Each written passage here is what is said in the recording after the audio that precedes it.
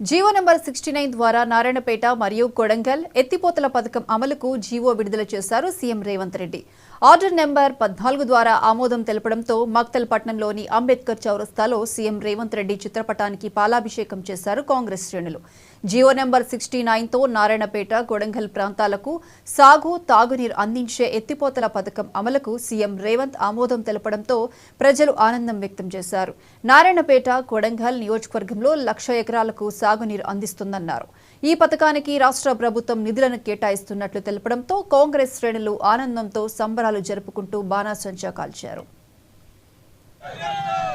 ఈరోజు నారాయణపేట జిల్లాకు నారాయణపేట జిల్లా కొడంగల్కు నియోజకవర్గానికి ఎత్తిపోతల పథకం ఏదైతే ఈరోజు కాంగ్రెస్ గవర్నమెంట్ ఆమోదించిందో ఇది ఈనాటి కళ కాదు.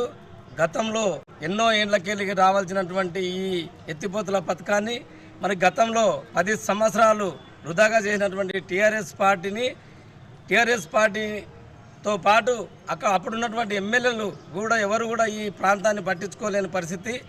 ఇప్పుడు 2 నెలల్లోనే ఈ ఎత్తిపోతల పథకాన్ని తేవడంలో కృషిగా భాగంలోనే మన అన్న శ్రీహరి అన్న గారు, పన్నికరెడ్డి గారు, అదేవిధంగా మన జిల్లా ముఖ్యమంత్రి, మన స్టేట్ ముఖ్యమంత్రి రేవంత్ రెడ్డి అన్న గారు అందరూ కూడా వారి కృషి వల్లనే ఈరోజు ఈ ఎత్తిపోతల పథకం రావడము మా ప్రాంతానికి ఎంతో సంతోషం అని చెప్పి ఈ సందర్భంగా తెలియజేస్తున్నాను.